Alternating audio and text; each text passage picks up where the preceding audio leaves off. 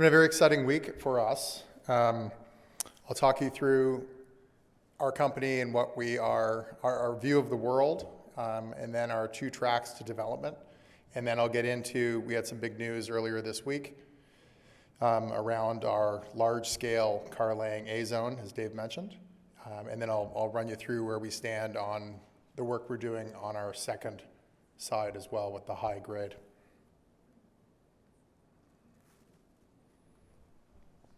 So just real quick, what is EV nickel? There's a few things that we're in this for. We believe that there's not enough nickel for the EVs that are planned and out there. We think that the EVs, and we know this from extensive conversations with the downstream buyers, so the car companies and the battery companies, that the EVs are going to require nickel with low carbon costs, which sort of changes the game, of course, for the miners. And then there are complications that exist beyond carbon as well. So I don't spend a whole lot of time on the macro. I suspect folks understand it. But what's very compelling for me is on the top left, when you think about the hockey stick forecast for EV sales, and you add up what that means on the nickel side, so bottom left, there's a forecast of a gap, a difference between the supply and demand looking out around 2030. And nickel right now is almost fully allocated towards stainless steel. Top right, you can see when you forecast out the EV growth and the nickel required for that, there's going to be a pivot point in future when nickel switches from being a stainless steel story to being batteries for EVs story. And it's really neat because that's not just finding the nickel units, it's also got a lot more to it. And you see that now with the regulation in Europe. So the EU regulation, bottom right, which has been passed, new regs around how every vehicle sold in the EU starting next year gets stamped with its kilometer zero carbon footprint. And what that means is that you're going to have people beginning to compare side by side internal combustion engines with battery electric vehicle. And obviously the big difference in the battery electric vehicles are going to be the big slug of metal in there for the battery. So this is front of mind for all of the new buyers. So the car companies and the battery companies working with the car companies. So the carbon cost is crucial for them. But looking more broadly, it's more than just carbon. So really the guardrails are closing in on the new buyers of nickel. There's issues with geopolitics. Obviously, if Ukraine is just the start and if unrest extends, for example, to Taiwan, it's a real concern for Indonesia and Philippines with the amount of Chinese money behind those developments. So these are the sorts of things you hear about from car companies where they are concerned about gaining access to supply going forward. In addition to protectionism, so the Inflation Reduction Act is great news for somebody in Canada who's sitting on a whole lot of nickel because we're considered domestic with the US. Great news, but it becomes very complicated for non-US car companies looking to get their hands on nickel. And then on the right, I have the ambiguous general ESG concerns, but I'll tell you a lot of what's going on in Indonesia scares the pants off of especially the European car buyers. And that's really where the nickel supply is currently. So we have this crunch coming, and that's really where we're looking to step in. So what we have is up near Timmins, Ontario, a huge stretch of land, more than 30,000 hectares, over 100 kilometers of potential strike. We have two tracks. I mentioned it at the beginning. Our first track is our high grade, starting with the W4 zone. Our second track is the large-scale Karlang area. We had exciting news on that this week. I'll speak about that first with our A zone resource. And then we wrap it all together in what we call the clean nickel strategy. So that's a trademarked term of ours, clean nickel. And what we're shooting for is the lowest possible carbon cost for our nickel units produced. So we're doing some really interesting R&D on that front. To date, it's almost all been funded with government money. That's what we're looking at going forward. And we're really looking to ramp up the amount of work we're doing. So just to base us here, we're just southeast of Timmins, so major gold mining town. Tremendous place to set up mining operations. Where we are southeast, we have 30,000 hectares, as mentioned. There has been historic nickel production down where we are, and we have these two tracks, so the high grade and the large scale, aka the low grade. Also interesting to note that 3.5 kilometers away from our high grade deposit is another privately held high grade deposit by an investor of ours. That same private group also owns a permitted functioning mill called the Redstone, and that's 7 kilometers away from our W4. So jumping in on our second track, which we call large scale, there are two main areas where we thought there's interesting targets around having potential low-grade denitic mineralization. In the northwest, the Adams El Dorado, in the northeast, the Carmen Langmuir. Here we have the MAG surveys, and this is where I begin to make comparisons to colleagues of ours in the space, Canada Nickel, with their Crawford deposit. We saw up on our land, especially to the north, potential for mineralization analogous to CNC's Crawford, and we've delivered on that this week with our maiden resource. So you see here, bottom left, I have an oval drawn to scale showing you the Crawford main zone, and you can see with that as an indication how large these potential deposits are. And the Karlang, the one on the right, is where we've begun to spend where we first jumped in to spend our time. This slide shows you the Karlang area, which extends for over 10 kilometers. There was a bunch of historic work done on it, so the map is a geologic interpretation from the government. Overlaid on that are grab samples all the way up. So we knew the mineralization was there. The neat thing about grab samples is that it outcrops. So we went in Karlang A zone, that's what we drilled this past summer. That was about 1.5 kilometers long. Our drilling that was last summer, so we came out with all those assays across the 28 holes, very boring, consistent drilling, regularly reporting 0.25 grade, so that's right on target with the Crawford mineralization for Canada Nickel. And we also had these surface samples, again, across our land, we have over 15% of it outcrops. So you see the gray on there, and it's also a wonderful place to drill because it's all been clear cut. So we rolled up all of that drilling and we delivered on our resource this week.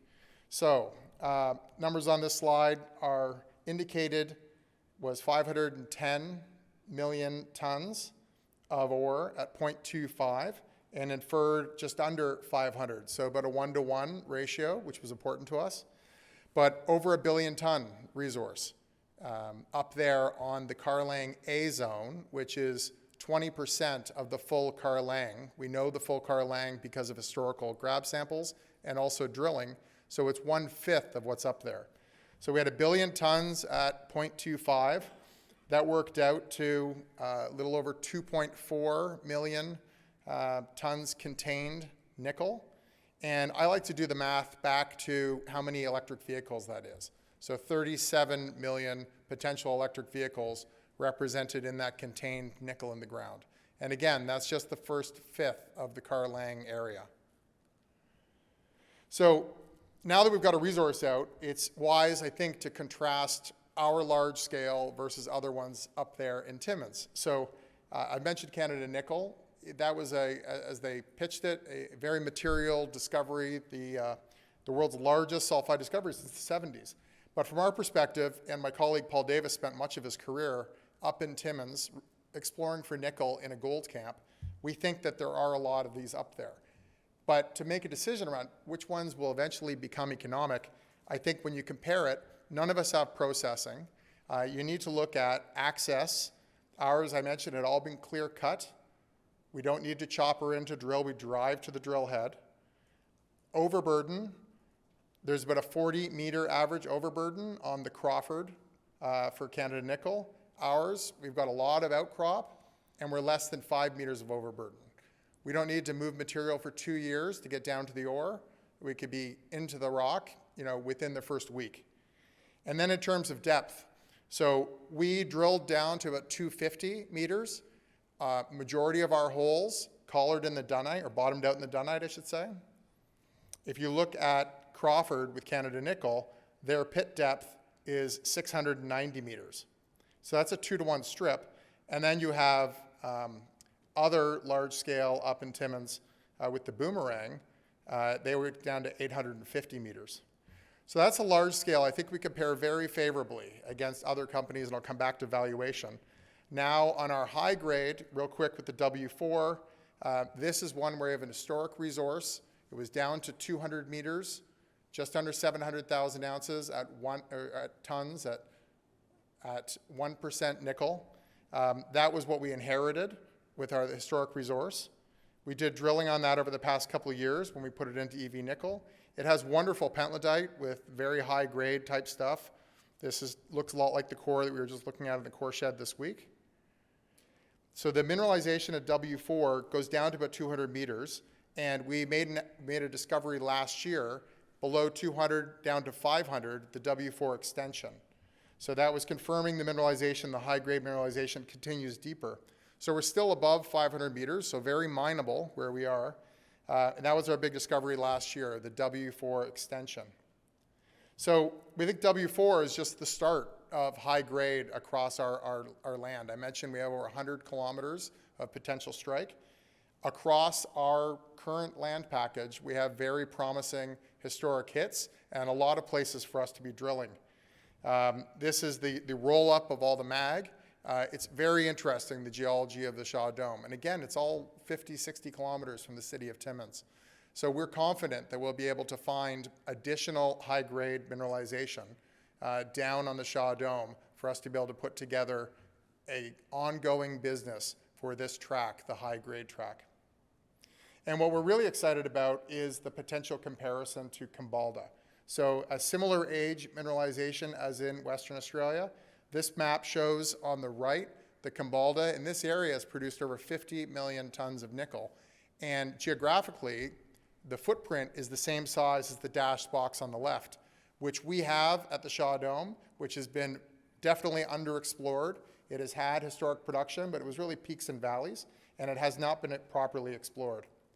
Shifting real quick from the Shaw Dome, we have a property that's 80 kilometers south. We had a wonderful hit there last summer. That was our third discovery of the year, the Matthew. It's off the Shaw Dome, but it also sort of fits into our high-grade business. So to summarize, we've got track 1 with the high-grade clean nickel, starting with the W4, and then track 2 with the low-grade. Last year, we made a few big discoveries. This year, we've come out with the Karlang A-zone resource to get us started on the low-grade. We've got news coming on the carbon capture and bioleaching. In addition, we're hoping to have a new W4 resource later this year. If our drilling keeps going well, it may get pushed later. Then here's the tough part of the story. Our stock price has been like a ski slope. It picked up this week finally, where people began to believe what I've been saying for months because we delivered on that resource. So despite having made those discoveries, we traded down, and today we're sitting still at like an $8 million company. We have a relatively tight float. We're tightly held. If I do a comparables, just to wrap up here real quick, no matter how you look at it, we are deeply, deeply undervalued. So we're at 8 million. There's a group up in Timmins that has a high-grade deposit, class 1. They're more than 2 times our value in the public market. I think our high grade even looks better than their high grade. They don't have the low grade on the side. Then if you look at low grade plays like FPX out west, or I've talked a lot about Canada Nickel, much, much higher valuation.